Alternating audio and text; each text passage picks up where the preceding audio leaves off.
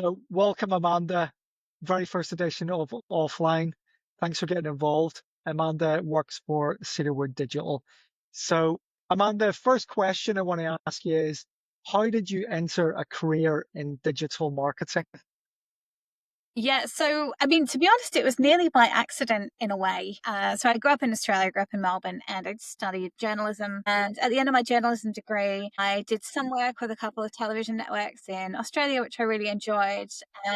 But journalism was starting to become, I guess, what it is now, a bit more of an online industry, and it's a difficult industry, I think, to get into. Then there's been a lot of job cuts, etc. I started to have a look around and see how I could, just broaden out a little bit. And I went back and I did a master's degree in global communications, which opened my eyes to kind of digital marketing and SEO, which is something that admittedly I'd not really looked at before I'd done that degree. I then traveled for a while and then I moved back to the UK and I applied for a job with an agency, which I nearly didn't get because I applied for it on Gumtree of all platforms, I which actually used Gumtree many, many years ago. I actually thought it was, yeah, that's all yeah, right. I mean, I think now it's probably a pretty dodgy website, but Yeah, at the time, it was fine.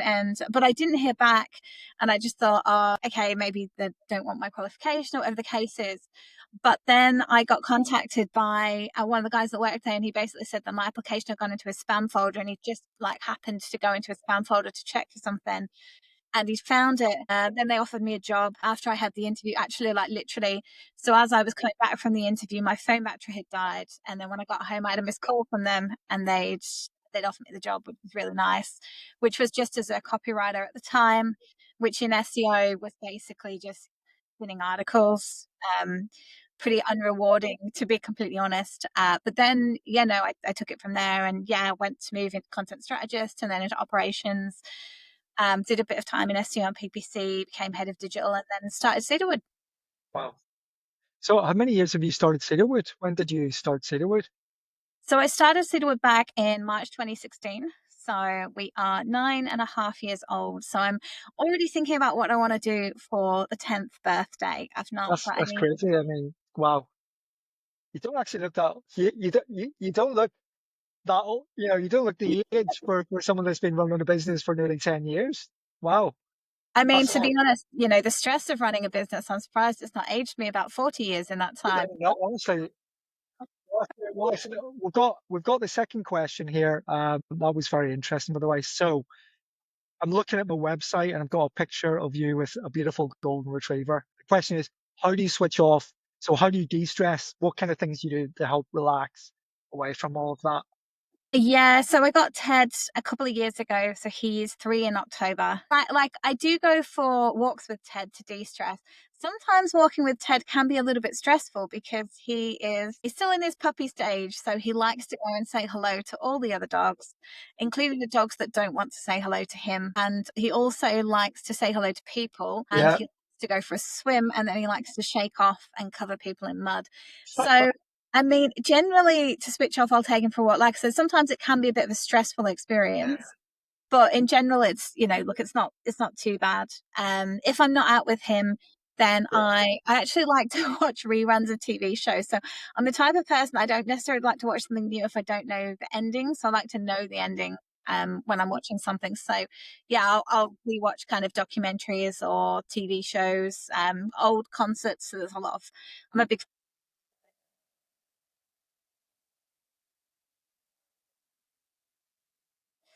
So I think the best TV show that I ever watched was the 2004 rework of Battlestar Galactica, Can which I think people sometimes when I say that to them, I they've stop you there a second? Can I stop you there? I'm not going to tell you my age, right? But this is going to give it away. When I grew up, so I grew up in Belfast, Northern Ireland, and I remember watching the original Battlestar Galactica. Now that must be I'm gonna say back in the late 70s, very early 80s. So wow, that's a good program. I was going to say that's definitely before I was born. There are a couple of people that were in the original series that came into the reimagining, played like different characters, which is quite interesting. But I think it's a really interesting. It's kind of a philosophical drama, which I don't think comes across in the name of it very well. But basically, it talks about a race of humans who create robots or AI essentially, and then the AI turns on them and basically they have to flee from the God, AI. I hope this isn't. Yeah, I hope you're not seeing. You're not telling the future as it's about to happen now.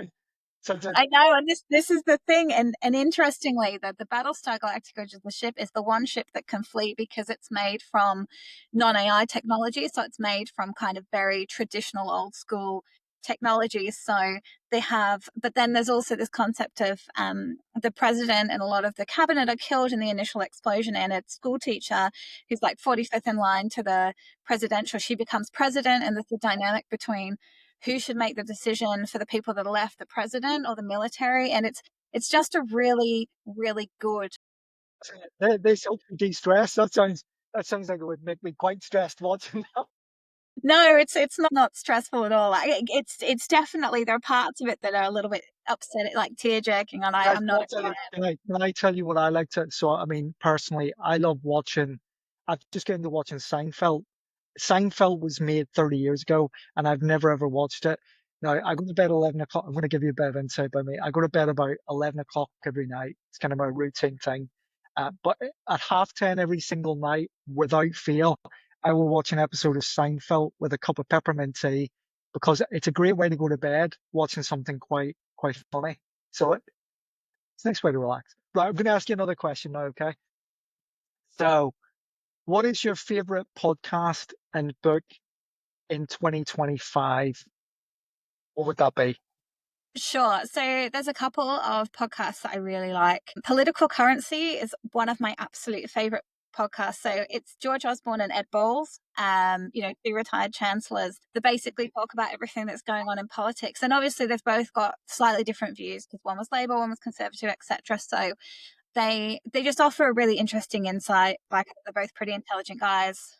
They sort of know what they're talking about, and find that really interesting. And then on the more pop culture side of things, when I was younger, there was a really popular show on TV that followed the lives of like Hugh Hefner's girlfriends. And they've now obviously not his girlfriends anymore, but they are doing a podcast that like revisits that. Yeah. And yeah, and that's like What's that called? What's that podcast called?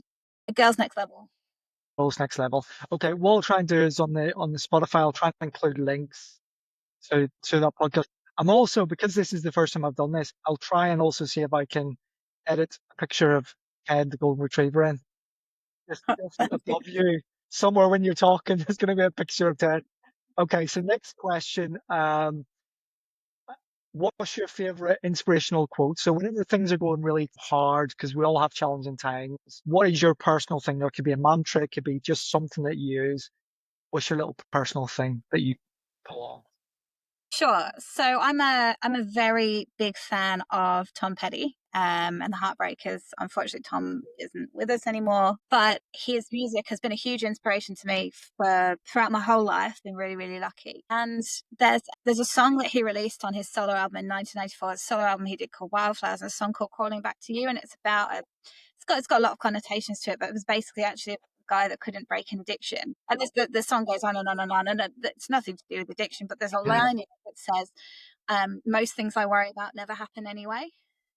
And I just think it's such a powerful Yeah. quote, because I think in the modern day world, we spend so much time worrying about things that don't happen. Like, we're so pessimistic about things, or we leave the house and we think, oh goodness, have I left the cooker on? Did I leave the back door open? Like, I get to work, is my train going to be on time? Like, will this have happened? Or, we've got all this anxiety that's going on. I think it's turned by social media and sort of various other platforms. Yeah. It's such a simple quote, and that was kind of what the whole song was built about. And I just think it's a good to remember It is to good. try and stop yourself overthinking. No, it's really, really good. Tom Petty, I do remember listening to some of his songs. I'm not going to embarrass you with my collection of music, but it's not as cultured as Tom Petty. Okay, so next question I've got. Okay, fun facts about you. Yeah, tell us something not many people know about Amanda Wolf.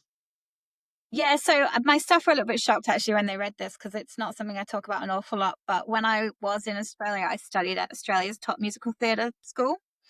for a number of years. So I think I went through like different phases in my life of what I wanted to be. And at one point I wanted to be on like a Broadway, not Broadway per se, but let's say West End, like singing and dancing. And I really wanted to do that. It didn't eventuate. I then realized that there probably wasn't much money in it. And also it was pretty damn competitive. So I obviously went into a bit more of a realistic career, but I spent a lot of time, a lot of my week. But I'm sure that background has helped you in your career, because obviously that's toughened you up. It's also, giving you the confidence to try and do the things that you've done in that. So it's not been wasted. I'm sure that's not been a wasted journey. No, and I think that there's elements of it. Like I do a lot of public speaking, and I think that training and that background and that has helped, like definitely for a lot with that. So there's transferable skills from it for sure. Just don't Guys, get me can I say, wrong. I know you've done digital super chats. So you've done 2 digital super chats in the past, and I have to say now, there's been probably over 100 speakers I've had, and when I met you for the first time on camera and then you did a talk, I didn't know this, by the way, what you just said, but now it's very clear, because you come across really positive and very confident and, yeah, natural on camera. Thank you. You know. That's very nice. So next question, what's your proudest professional achievement to date? So if there was one thing, we can let you have a few if you want, but what's the one thing?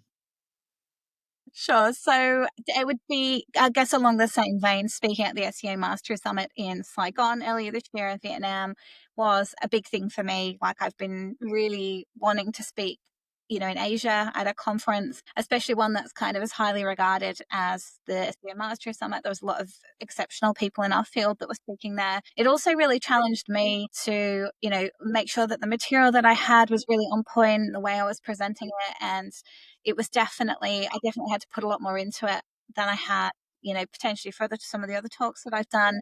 But yeah, it was just really lovely to be invited and recognized for that. And I had a really good time as well. I'd really recommend it. That's brilliant. I mean, I know you do a lot of stuff, a lot of public speaking, brightness. So I know you do the Manchester DM, the Saigon. I mean, that's amazing. And I think Estonia, you've been, was it? Yeah, last week. When I look at your LinkedIn feed, it's kind of, you're like a globetrotter of the speaking circle, which is amazing. So well done, you. Next question. I think you've mentioned this one. What's your favorite TV series? Right. We don't need to go into that one. Right. What one thing would you tell your younger self? What would it be? So I think this is probably more resonant now with like cost of living crisis. But one thing that I was told when I was younger was about the importance of generating passive income. And I think this is important, not just as a business owner, but just generally in life. We were really fortunate, sort of from a young age, I was able to invest in property. And that's been something that has been sort of really kind to me as a result of that. But I think I would probably say, even for me, I was in my late 20s before I really got to grips with understanding like how to invest, how to generate passive income, how to. Can I ask you a question? Sorry, a question within this question. Who actually guided you then? Did someone mentor you and give you kind of direction, or is this just, you just did this yourself? Yeah, it was my dad. My dad's always been really good with kind of money and investments. So the person that's kind of helped me and encouraged me to do that type of thing. I think that's always been, really valuable from my perspective. But I think it's interesting because I was saying I've got like a stepbrother that's at school at the minute, and they don't learn it at school. We didn't learn it at school. Like we don't kind of get told about any of that, and then I think we get thrown out into the world and just expected to know it. And I think one thing I would love to go back and tell myself is just a little bit more education about investing. And yeah, and I think that would, especially because when I was the opportunity to do it, property was cheap, investments were lower. It's a slightly different climate now, but back then there was opportunities for sure. Can I say, is that something you could do within the current school system? I mean, I don't know, Manchester, where you're based.